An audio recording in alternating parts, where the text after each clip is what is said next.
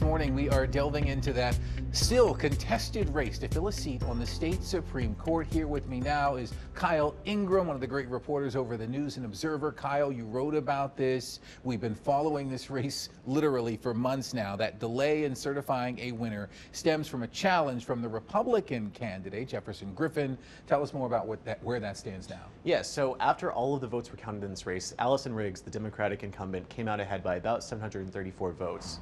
But Griffin has challenged over 60,000 ballots in this race, making legal arguments about the registration requirements and saying that the State Board of Elections potentially allowed ineligible voters to participate in the race. Now, to this point, they haven't identified a single voter who didn't meet any sort of actual registration requirements, but they're making this argument that if a voter doesn't have a driver's license number or social security number attached to their voter registration file, then they may not be eligible. Now, this has been tried in court before the election even happened, and judges at the state and federal level have rejected these arguments, but it's still going on. So Griffin's challenging 60,000 votes. What do we know about who those voters are, their demographics? Yeah, so a News and Observer analysis of the challenge voters found that black registered voters in North Carolina were twice as likely to have their votes challenged as white voters.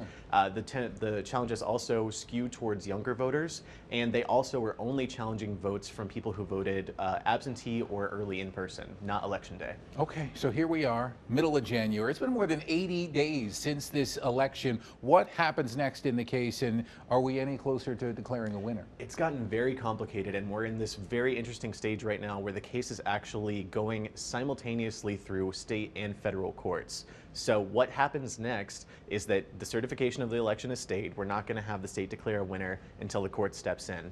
The Fourth Circuit U.S. Court of Appeals is going to hear the case on January 27th in Richmond. The state Supreme Court could hear that after it, or the Fourth Circuit could say we're completely taking this from the state and this is a federal issue now. And in the meantime, Allison still serving on the Supreme Court. Yes, remains on the court. Now, she's recused herself from this case, but she will remain on the court until a winner is certified.